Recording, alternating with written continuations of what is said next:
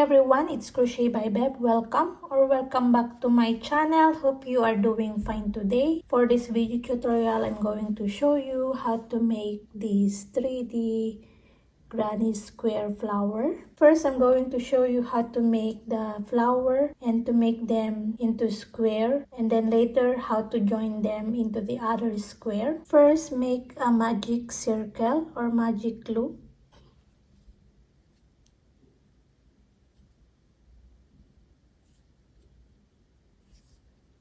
For round 1, we're going to chain 1, doesn't count as a stitch, and then 6 single crochet inside of the magic loop or magic ring.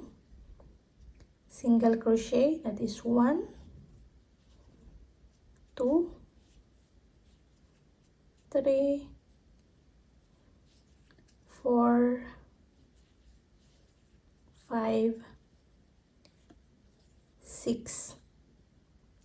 And then close a bit your circle, just pull this, not too tight, just like that. Now we're going to slip stitch here into our first stitch into the front loop only. So here into this only one loop, this is the front loop. So slip stitch doesn't count as a stitch, okay? Then chain 1. For round 2, we're going to make the petals. So into this first stitch, into the front loop also, single crochet, and then half double crochet into the same stitch or same front loop, single crochet, half double crochet, and then double crochet, and into the next stitch, front loop also. So we are working only into the front loop for this round. Half double crochet into this next stitch, then single crochet into the same stitch or front loop, and slip stitch. We have our first petal. Repeat this into your next stitches. So you're going to have 3 petals. So I repeat, into your first stitch, single crochet, half double crochet, then double crochet into the next front loop stitch, half double crochet, single crochet, and slip stitch. Repeat this 2 times. So you're going to have 3 petals. Okay, so when you are done your round 2, you have 3 petals. We're going now to slip stitch into the back loop of this round 1 or the single crochet. So look at the back loop of the stitches of your round 1. So this one is a bit tricky here. So you can see this is the back loop. So slip stitch in here. Then chain 1, doesn't count as a stitch, okay? Now we're going to work into the back loop of our round 1. So this is now our round 3. Work single crochet into the same stitch here, to the first stitch, and another single crochet, so 2 single crochet. So we're going to work 2 single crochet in each of this back loop. So in this round, we're going to have 12 stitches or 12 single crochet. Okay, 2 single crochet in each of that back loop. You can see it there, the back loop of your stitch, which is that one.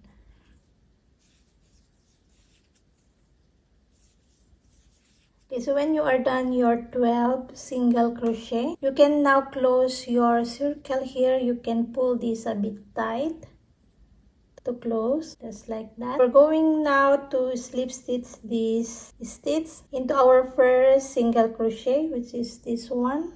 Slip stitch for round 4, chain 1, that's one kind of stitch also, and into our first stitch or here into the same stitch, single crochet, half double crochet, and double crochet into the same stitch. So we are working only into the front loop also for round 4, okay? So into the next stitch, front loop, half double crochet, single crochet, and slip stitch. It's the same like our round to the petals here. So repeat this into the rest of your stitches. Work only into the front loop of your stitches. So you're going to have 6 petals in this round. So again, single crochet, half double crochet into that same stitch, and then next stitch, half double crochet, single crochet, slip stitch into that next front loop stitch. Okay, and then do this all the way around. So you're going to have 6 petals. Okay, when you are done your 6 petals, slip stitch into the back loop of your first stitch. So you can see that is the back loop. So slip stitch into that, and then chain 1 doesn't canasta stitch. And for this next round, we're going to work into the back loop of our stitches. This back loop, single crochet, another single crochet, so 2 single crochet in each back loop. Okay, so in this round you're going to have 24 single crochet or stitches. So you can see it in there, your back loop of the stitches. It's visible that it's the back loop, so you're just going to work in there. Okay, when you are done your 24 stitches or single crochet, slip stitch here into your first stitch into the front loop only. Doesn't canasta stitch, and then chain 1 also. Now into the first front loop, into this the same stitch in here, work single crochet and half double crochet, and then into the next front loop, 2 double crochet,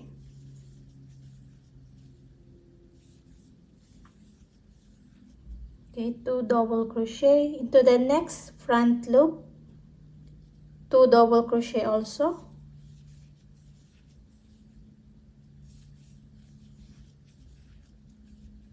and then next front loop, half double crochet, single crochet and slip stitch. So we're going to repeat this 5 times more. So we're going to have 6 petals in this round. So repeat into your first stitch, single crochet, half double crochet, next front loop stitch, 2 double crochet, and then next front loop stitch, 2 double crochet, and then next half double crochet, single crochet and slip stitch. Okay, repeat this 5 times more, so you're going to have 6 petals. Alright, so when you have your 6 petals, now slip stitch again into that first back loop. You can see that back loop, slip stitch. For the last round, we're going to make the leaf of our flower to make it square, this one. First, I'm going to show you how to do without connecting it to the other square. So chain 3, and then triple crochet, don't finish, then another triple crochet, so together. So we have like 3 triple crochet in here, then chain 5, and then another 3 triple crochet into the same stitch or same back loop stitch. So 3 triple crochet together. So together, so don't finish. Another. Don't finish. So yarn over twice, insert hook into that back loop, yarn over into that 2 loops, in the 2 loops, and now you have 4 loops on the hook, yarn over all into that 4 loops. So we have our first corner here, and then chain 2, skip 2 here, skip 2 back loop 1 and 2, then another 3 triple crochet into that next stitch. So skip that 2, and in here into that next back loop, work 3 triple crochet together.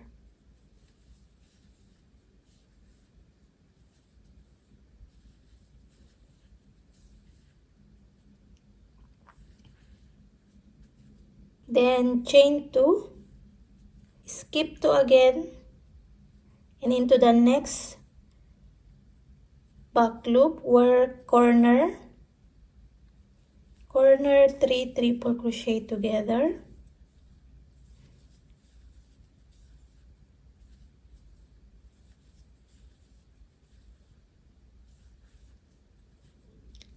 chain 5, and another 3 triple crochet together into that same back loop stitch.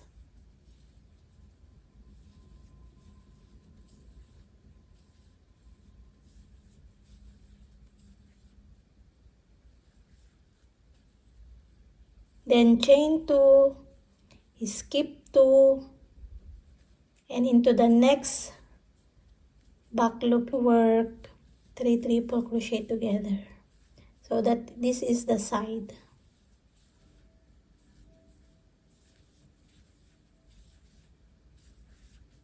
Then chain 2 again, then skip 2 into that next back loop, work your corner again. Okay, so repeat like that. Your corner 3 triple crochet together, chain 5, 3 triple crochet together into the same back loop, chain 2, skip 2, 3 triple crochet together, chain 2, skip 2, and then corner again. Okay, continue. Okay, so when you are here and you are done your last 3 triple crochet, chain 2, we're going to slip stitch here in this stitch.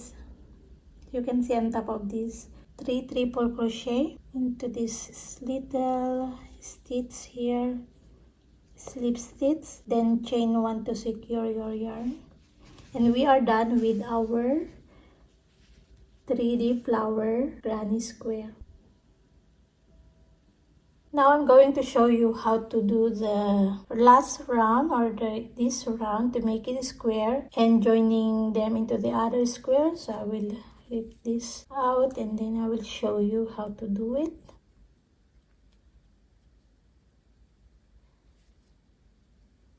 So when you are done your first 3 triple crochet together, chain 2. So only chain 2 here and then grab your other square and we're going to insert. So I'm going to insert in this corner. So grab your other square and insert your hook like this at the back or down. And then slip stitch.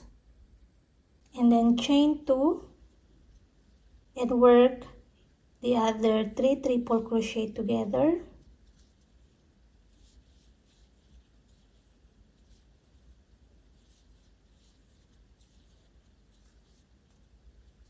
Then chain 1 only and locate your next chain space, which is this one. So at the back again like this, slip stitch, then chain 1 and then skip 2 here and then work your next 3 triple crochet together.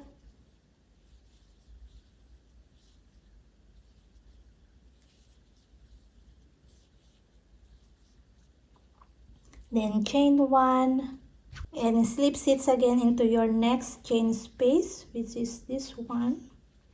So slip stitch. So always put your hook at the back and then grab your yarn and slip stitch, then chain 1 and then next is corner. So we're going to skip 2, then 3 triple crochet together into that next stitch or back loop.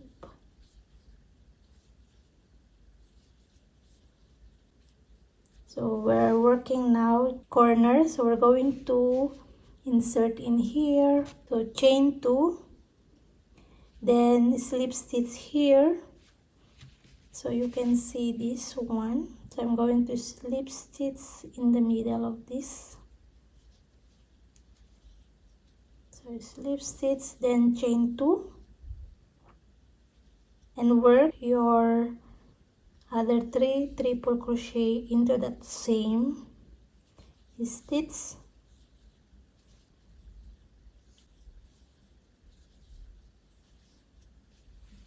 So it's look like that. So they are now connected. Then chain 1 again, so only chain 1 when you are connecting the square, and then slip stitch here into that chain space.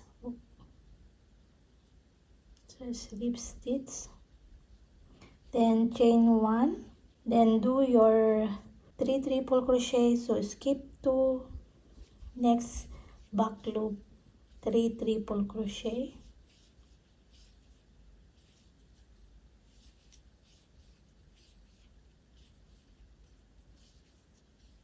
then chain 1 again, slip stitch into that next chain space, this one, slip stitch, then chain 1, then work the corner, so skip 2, corner, the 3 triple crochet,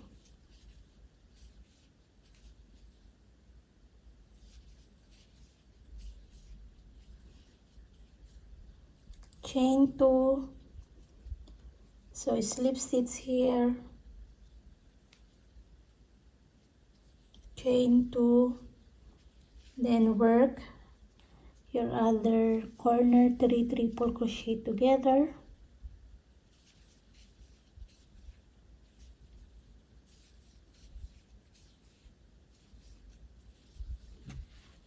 that, and here we don't need to connect, so just chain 2, and then skip 2, 3 triple crochet together,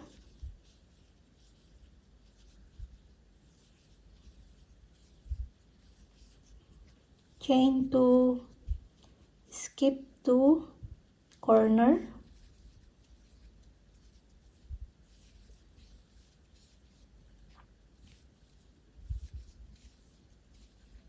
so you're going to chain 5 here, and then work the other 3 triple crochet,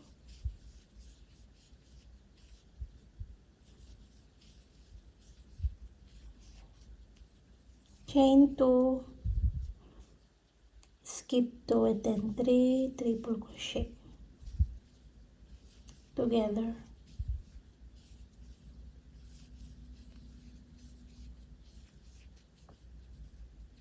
chain 2. Now we're going to slip stitch here,